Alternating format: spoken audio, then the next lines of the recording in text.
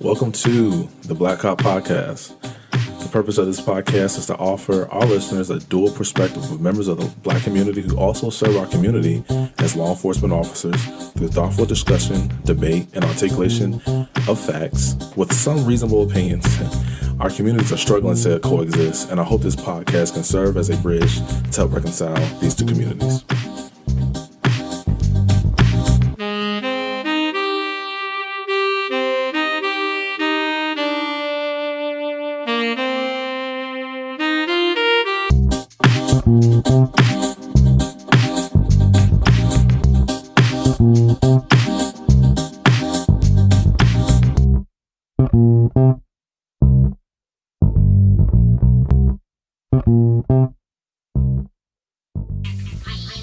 You are the king. Yeah, I love that.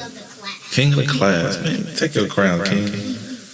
To also give a police perspective on mental illness, we're going to kind of we talked a lot about how, we talked a lot about what the trauma that citizens experience, and we talked about the trauma during police brutality. We talked about the trauma that police officers experienced during police brutality. We talked about what trauma is, and we talked a lot about how to respond to the trauma, how to heal from the trauma, how to talk to our kids. Maybe I should make a segment out of it. One of my police pet peeves is this. If I see you in public, mostly likely at a restaurant or a commercial business somewhere, and I'm just being present, and a citizen is with their child, and their child is not behaving appropriately, their child is not doing what they want them to do, and they look at me, and then they look at the child, and they tell the child to look at me. They tell the child to look at the police officer standing near them, and they say, "If you don't act right, I'm gonna have him come get you, or I'm gonna send you with him." I can't stand it, I didn't like it when I first became a police officer, or came into law enforcement, or a sheriff officer, or a corrections officer. But I used to just not say anything.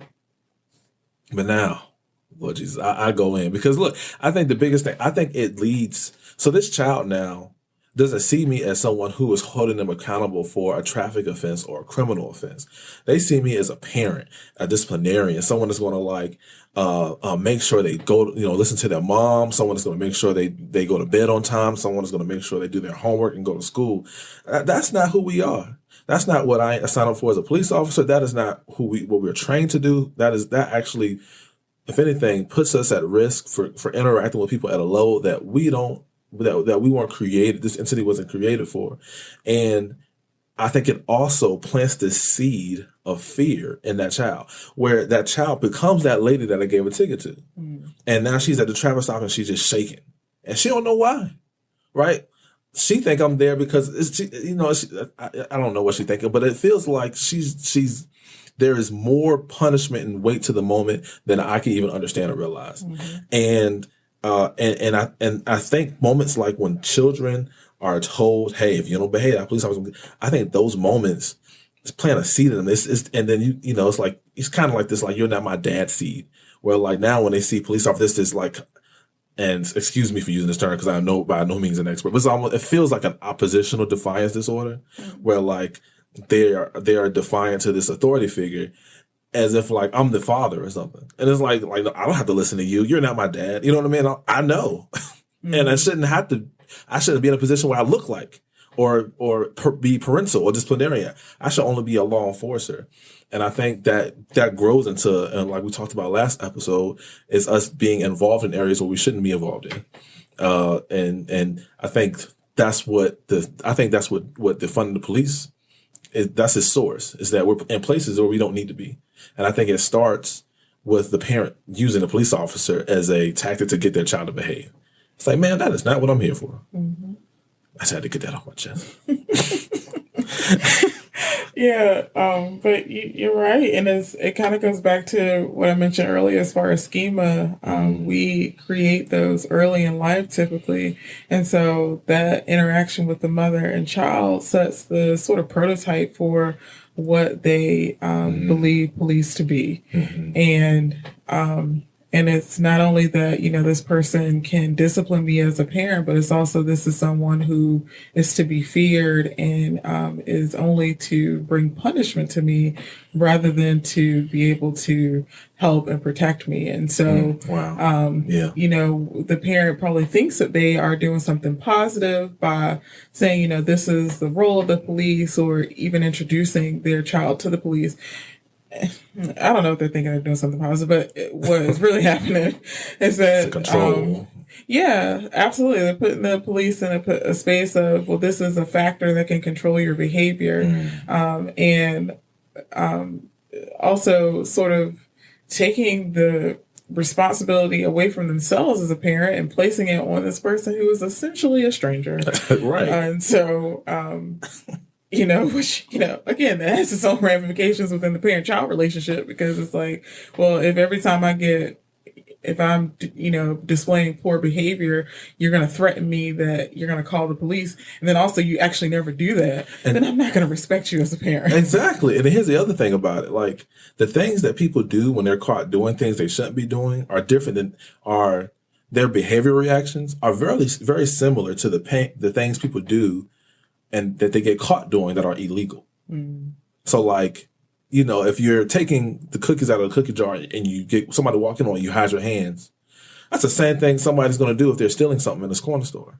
They're hiding their hands if you walk up on them. The element of, like, being caught downstairs watching TV when you should be in the living room doing homework or something, whatever, and you walk in and your child is all of a sudden just runs to the other room, right?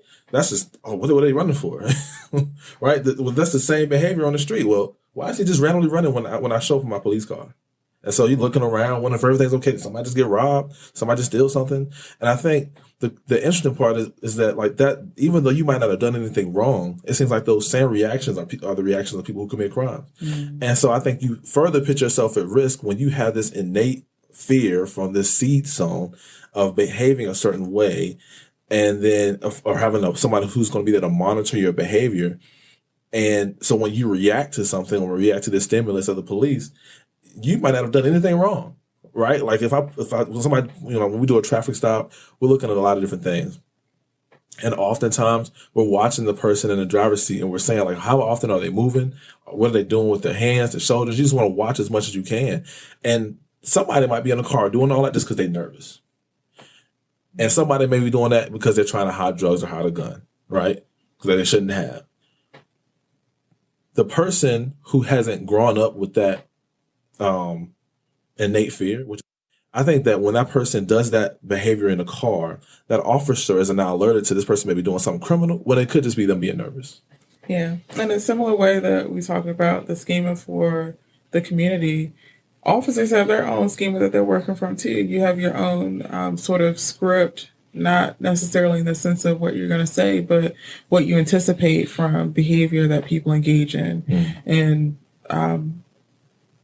that is a piece that I think in the career of a police officer that has to be confronted and addressed, because our brain can sort of create these false pathways of based on assumptions, and it can lead us to engage in behavior based on those assumptions, but it's not perhaps the most correct way of responding to a situation. And so I think, and this is really for all people, but especially in a space where you are someone who's in a place of authority and you also are carrying a weapon that can end someone's life, you want to give yourself space to pause and ask questions of, okay, what's going on for you? What's happening for you right now in this moment that's causing you to be so jumpy and so jittery? And, it's up to the person who is experiencing that to share their honest feedback on what's happening for them.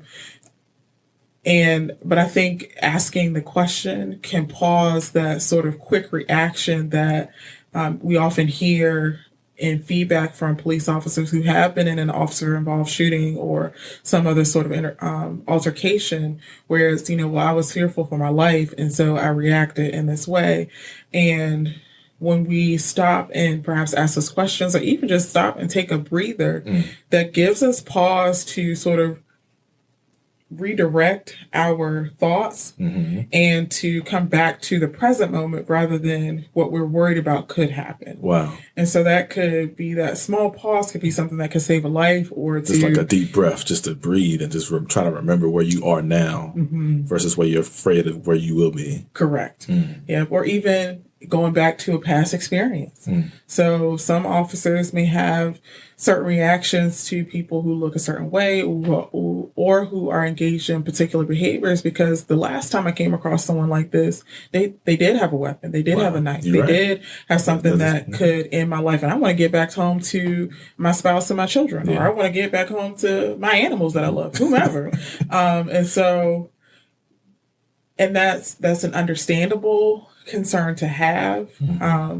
However, when you're in a position where you can really, unfortunately, have the power of life and death in your hands, you want to give space for the weight of that responsibility that you have in that moment. And so it can be as simple as just yawning, which I know seems like a very strange thing to think about, but yawning can help to, quote unquote, cool off the brain and give us space to refocus on what is happening in the here and now.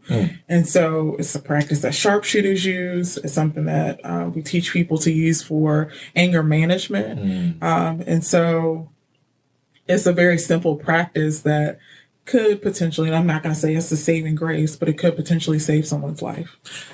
Dr. Marlana Webster of Grace Wellness Therapy. We're on our last subject. She's been killing it, right? And I think I really appreciate you being here, making time out of your busy schedule, working into the late hours.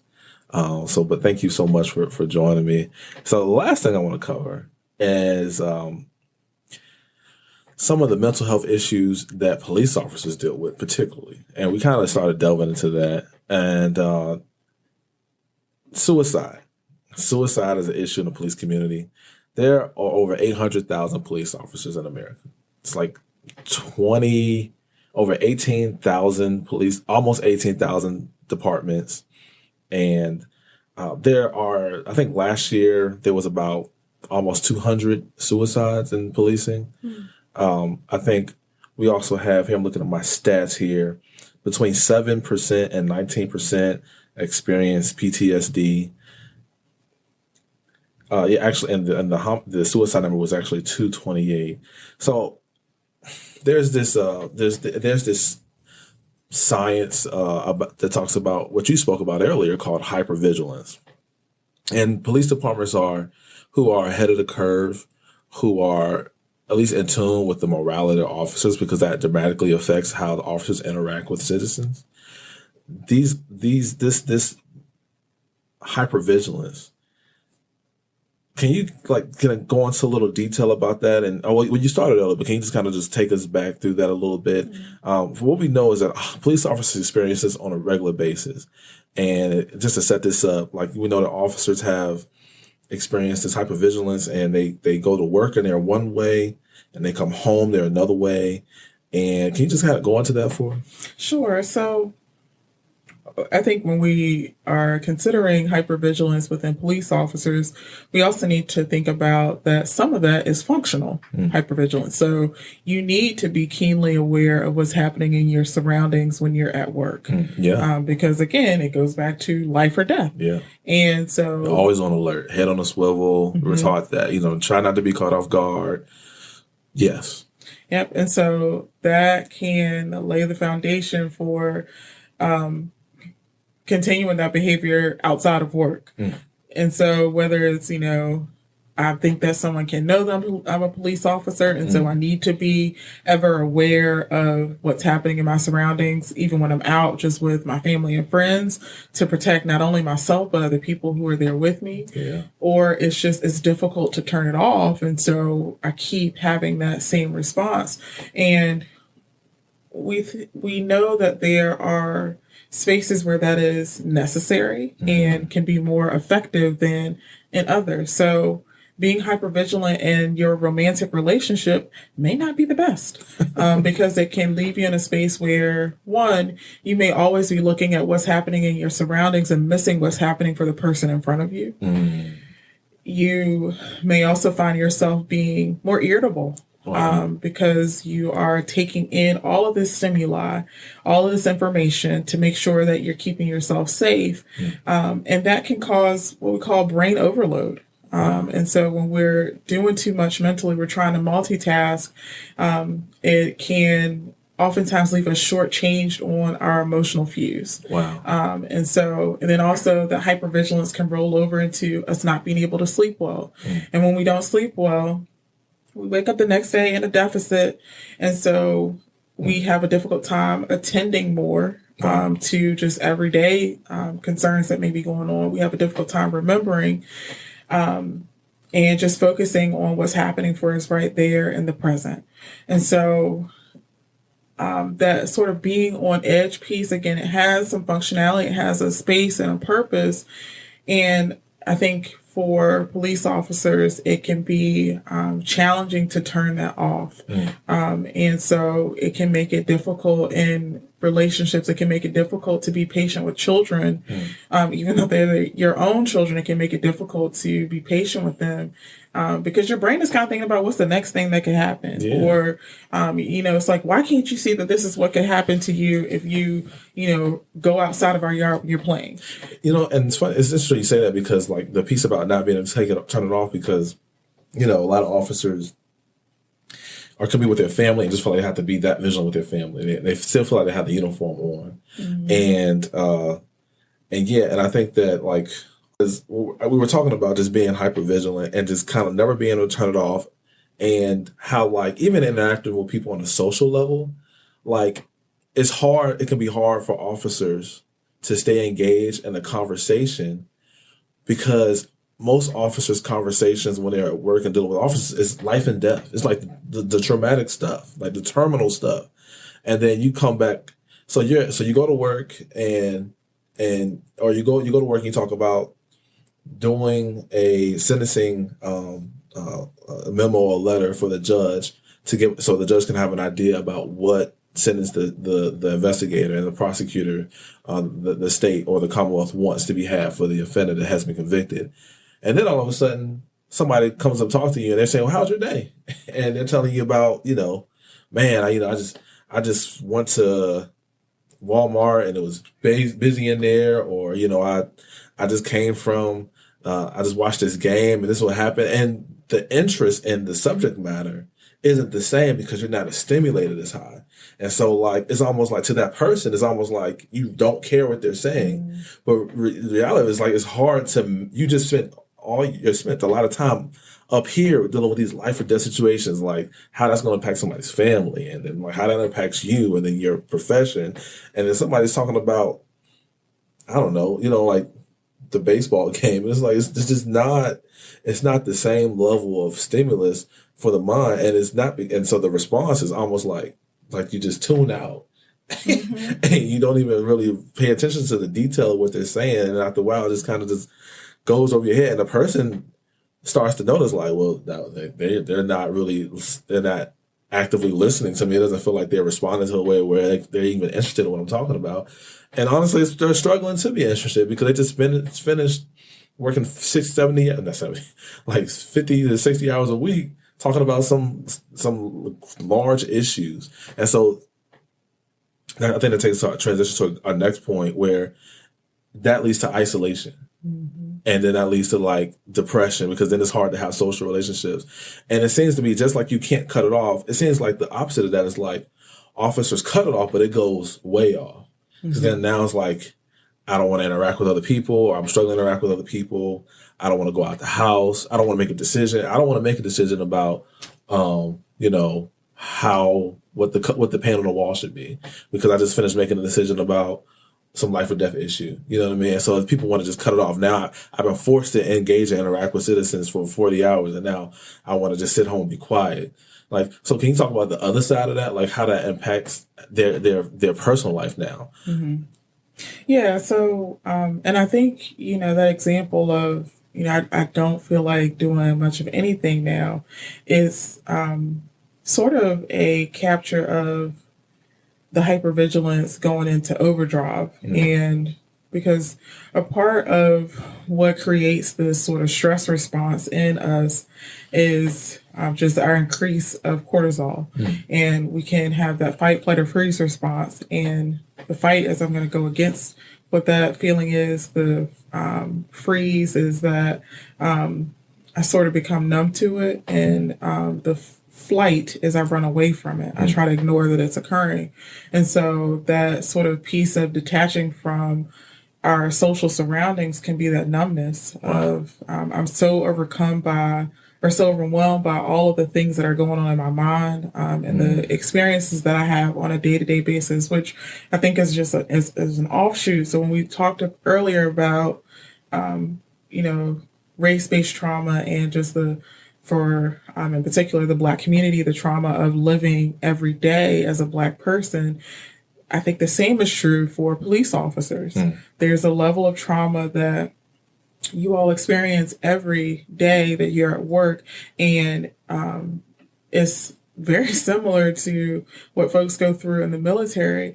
But with the military, I'm deployed for 9 months. I'm there. I'm in an isolated situation isolated in the sense where everyone that is around me is either on the side of we need to fight against this thing or these people that we're working against, or they are the people that we're trying to fight against. Yeah, it's the us versus them mentality. I don't know, from that. And it's in a bubble. And then they get to come home for another 9 months or so and sort of decompress from that and still have a difficult time with reintegrating into their own families.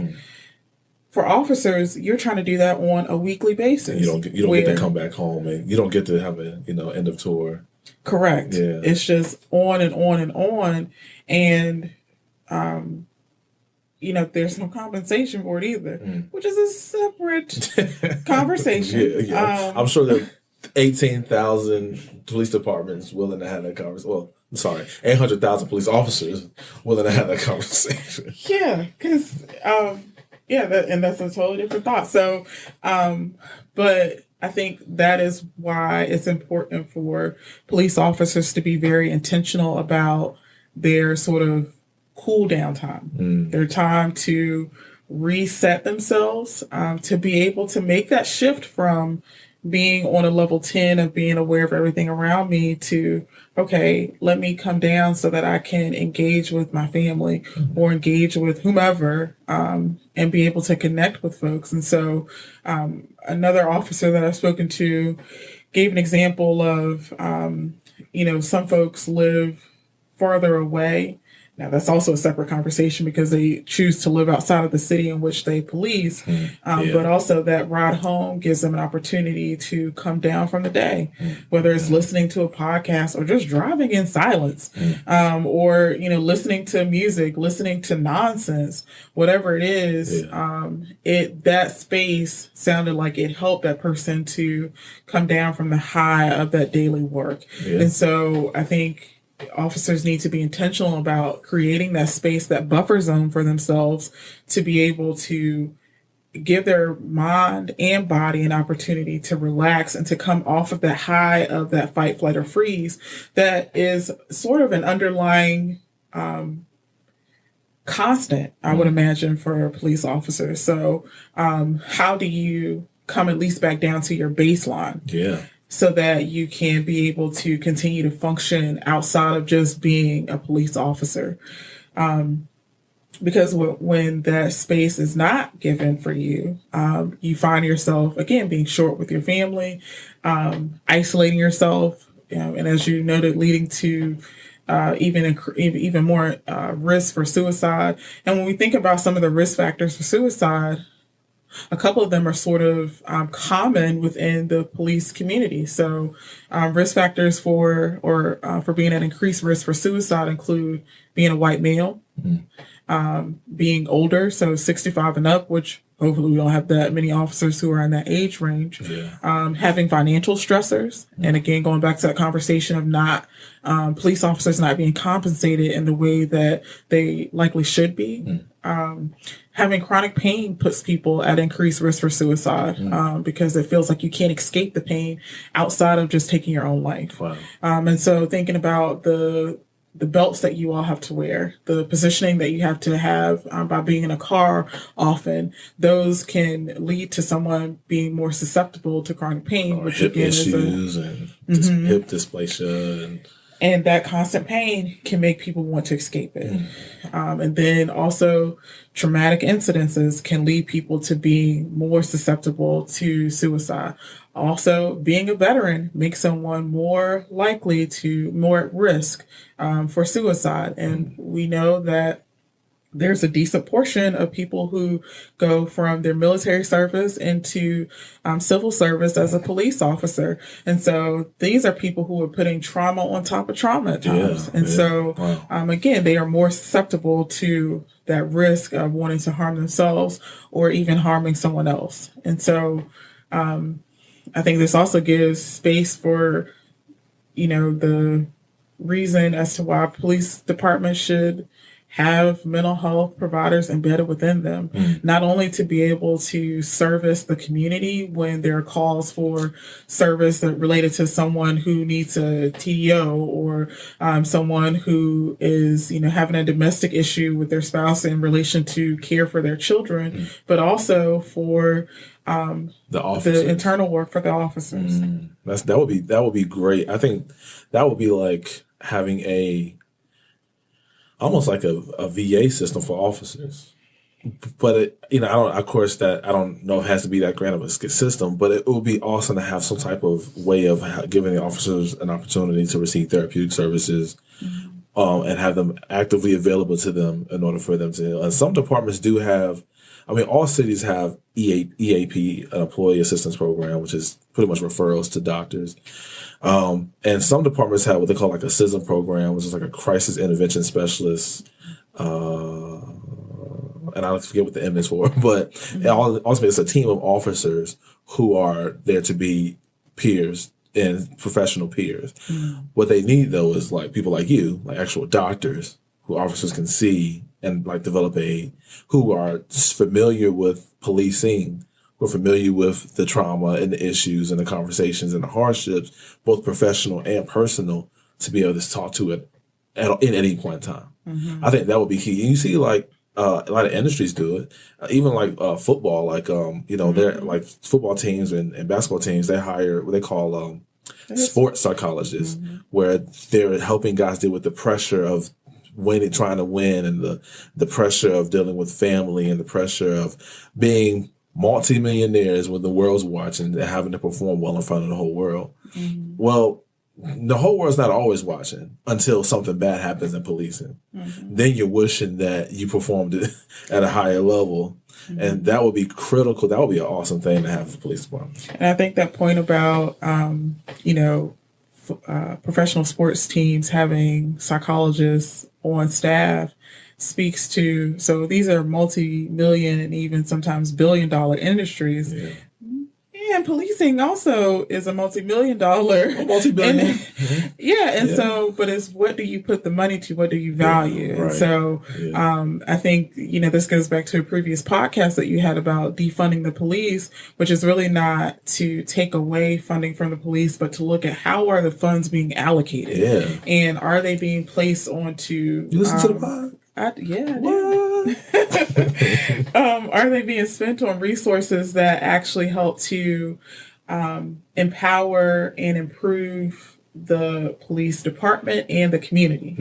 And when I say if you look at the budget of a police department, you can see what it is that they value. And so knowing some local police departments, some spend a lot of money on training to look at, whether it's bias or how to respond to an active shooter. Others may be spending money on increase riot gear Yeah, or, correct. getting tanks Especially in or, these times. yeah. And so, but that also speaks to, well, that's what you believe needs to be the response to interacting with a human being. So to meet them with force rather than to meet them where they are. Wow. And so, but again, this will probably be some information for a separate topic. But I think it just speaks to, you have organizations that have similar budgets, but the money is being spent on In different various, ways, yeah, and it shows their priorities. correct. This has just been a phenomenal experience. I am so privileged and honored to have you here.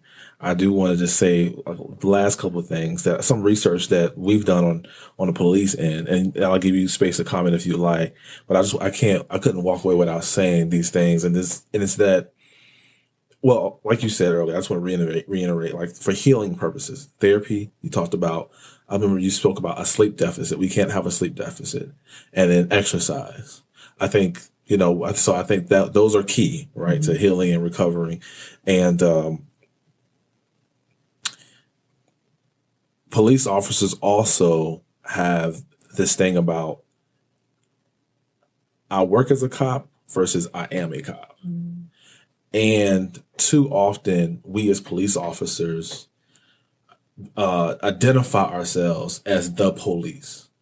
And I think that has so many negative consequences, from the little thing of like someone being quote unquote disrespectful to the police. Well, if you see yourself as a cop, then you feel you can't separate that disrespect, and you take it personal. So just like if you had that same crime scene where the body was on the ground, people are angry about the body being on the ground. They're talking to you and they're telling you, get the body off the ground. You're not doing the job. You're terrible. Why you let this happen? Blah, blah, blah, blah, blah. Some people who see themselves as the cop or as a cop, they identify as a cop, they then take that personal, because now it's like, I'm not doing a good job as a person, versus saying my work, my product, my service isn't good enough quality. Those are two different things, like somebody, if you're a college student and you get a bad grade, this is because your paper or your answers on that test were not good, not because you're a bad person. And so I think officers can have a hard time separating from that. And we see that, like, when officers, one thing we learn, and this is some departments have this training where, like, they'll tell you, like, you'll start to become, like, a lot of officers become resentful towards management, right? And the training will tell us that the officers shouldn't be resentful towards management. They should be resentful towards the things they over invest in emotionally. So, like, it pretty much says that, like, officers, because you identify as a cop, and now being a cop is your world, and we as human beings want to control our world. But in policing, it's like a paramilitary organizational structure. So you don't get to control what happens in Copland, but you identify as a cop. So now you're mad at management because you feel like it's controlling your world. And I think we put our policing, we get ourselves in this negative situation where we struggle to say, I work or as a cop, or I'm a law enforcement professional, or I work as a sheriff's deputy, or I work as a state trooper, versus saying I'm a highway patrolman. No, that takes on a whole nother mindset. It's just, you take ownership of it.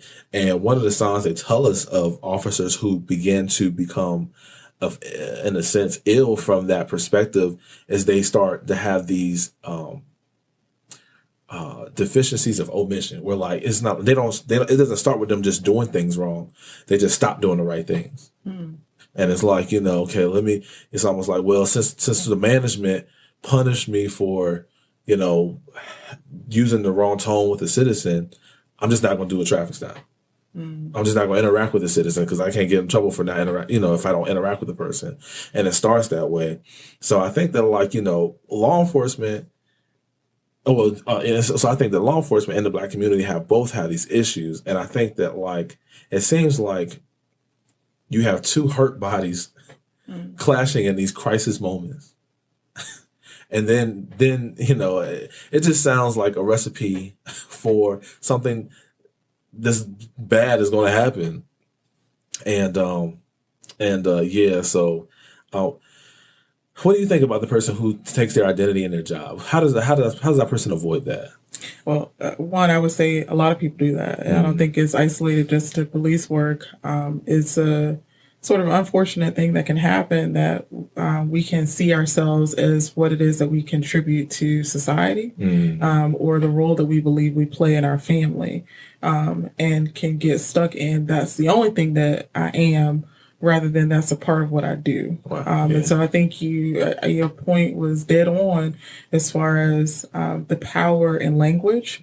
And one of the things that we talk about in psychology is diffusing ourselves from language. Wow. And because we can get fused with the labels that we put on ourselves. And it's looking at, as you stated, changing the statement from I am X, Y, and Z to, well, I engage in this behavior, or this happens sometimes, rather than I am that. Wow. Because when we think even biblically, I am is a very powerful statement. It's a very powerful statement. And it's the description of the encompassing of God. And so when we think about saying I am a psychologist, you're encompassing that whole, whatever that is. Yeah, and it's as if there's nothing else that I am. And so you don't make any more room in yourself for that. Yeah. Other things. Dang, that's deep. When we start to see ourselves as, okay, well, this is a part of what I engage in, it's a part of my life, but it's not the whole of me.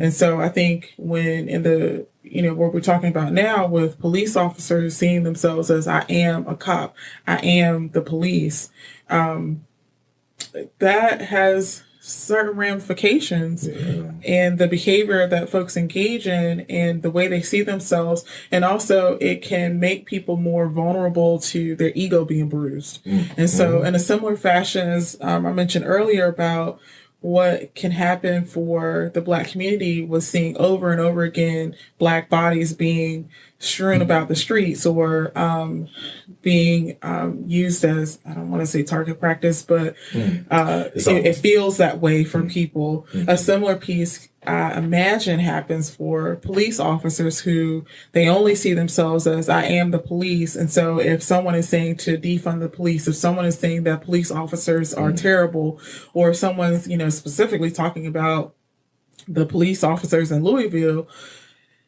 I take that as they're talking about who I am, and it's the essence of who I am. Wow. And like you're defunding me.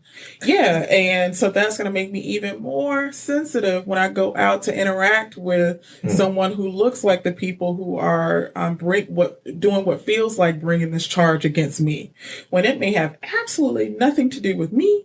It may have nothing to do with the people with whom I'm interacting, but I'm taking it personal in such a way that I start to group all of these people in as one, as the enemy, and I also group all of police officers in as being me. Wow. And so, we talk about prejudice often and discrimination, and prejudice is legitimately, the definition is just, we are making a judgment before we have enough information. So it's a pre-judgment. And so, and that can come from us operating off of stereotypes that can come out of these generalizations that we can have about other people, but also we can have generalizations about ourselves when our essence of ourself is coupled with a group of professionals, rather than seeing that as I am one part of this group of professionals, and that profession is one part of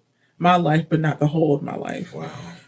It's important to allow ourselves to become unfused from the experiences that we have, and to see it. So a metaphor that we use sometimes with this is looking at sort of computer programming. And I'm not at all a computer programmer, but in a very simple metaphor is when we become fused with our language, is as if we have our head inside of the monitor. And we become one with the computer, rather than sitting back and being able to, okay, I'm going to open up I'm going to open up Word, I'm going to open up this other program and experience it. I see it as something that's happening. It's a part of the system, but I don't have to become one with the system.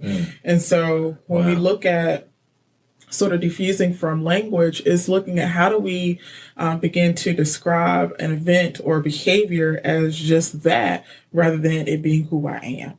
And so looking at things can be, they are just what they are rather than they have to be good or bad. And the same can be true for how we see ourselves. I'm not one way. I'm not a good person. I'm not a bad person. I may make poor choices. I may make very good choices, but those do not make all of who I am. There you have it, folks. Dr. Marlana Webster, Graceful Honest Therapy. She did a phenomenal job, and you tied in what I was going to add. What is that? Like they say that once you have resentment towards management, the next step is resentment towards the people that you're policing. Mm-hmm. And so that's phenomenal. I am so very appreciative of your presence here. I am truly honored. Like your expertise. Of course, you're smart and articulate, but like you definitely are. The words of wisdom, quoting the Bible. I get Jesus and psychology at the same time. All right. So, but yeah, I am excited. Thank y'all for listening. Thank you for all the listeners that are joining us. I hope that you got as much out of this that I did. That my words are losing me. But anyway, I thank you all for joining us. I hope you got everything that I got out of this and even more. I'm going to go back and listen to this again and enjoy this because I feel like I learned so much. Any closing words before I shut this down? Well, one, thank you for having me. It certainly was an honor. And it was an enjoyable conversation to have. And I think it's an important conversation. I'm very grateful that you took the leap to start this podcast to provide this perspective to the world, because I think it's one that can be lost or forgotten, but it's one that's needed. And when we go back to that piece of identities, folks are balancing the identity of being Black and of being a police officer. Yeah. And so I think your podcast gives space for people to reconcile not only the relationship between the Black community and policing, but also the internal reconciliation between being a Black man and being a police officer. So I think that, I'm just grateful to be here, and I'm glad that it was that this podcast was created. So, well, I am honored. Thank you for that love. And I hope that people can, like I said in the beginning, see this as an opportunity to bridge the gap. And I'm sure with your comments and your advice and your skill set, we're taking a step forward, into making that happen. And so I hope as many people hear this as possible. So this is C-Dub, here with special guest host today, Dr. Marlana Webster. And again, we are out. Enjoy. Have a blessed one. Peace.